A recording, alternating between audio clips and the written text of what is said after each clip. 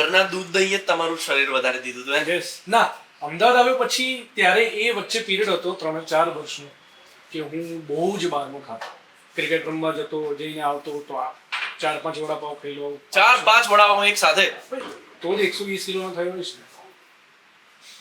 4-5 વડાપાવ ખાઈ લેવાના, cold drink 5-6 પી લેવાની. હાર્ડકોર ફેન એમ. વડાપાવ ને કોલ્ડ ડ્રિંક એ તો એટલે હું હજી બી મુંબઈના લોકોને તકલીફ થાય પણ એ થોડી વડાપાવ કે વડાપાવ તો બટરમાં આમ તળેલું હોય એને જ વડાપાવ કહેવાય એમ. વડાપાવ પેલું કાચું નહીં, એટલે તળેલું બટરમાં. એ લોકોએ શ્રીજી કૃપાનું ખાધું નહીં.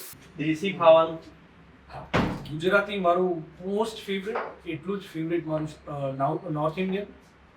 રોટલો, કઢી, ખીચડી, માખણ, દૂધ, ગોળ, છાશ, રાયતા મરચા, લસણ.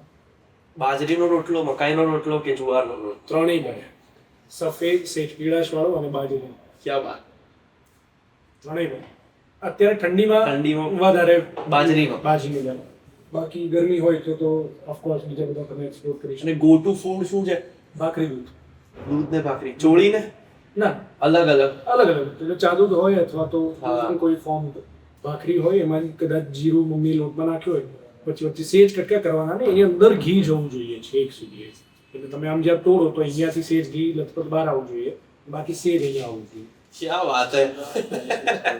થોડું ભાખરીની બહાર આવવું જોઈએ, થોડું લોટની બહાર આવવું જોઈએ, એવી રીતે ઘી ને માખણ નાખવાનું રોટલીમાં, મજાથી ખાવાનું. ક્યાં વાત હે, જોરદાર.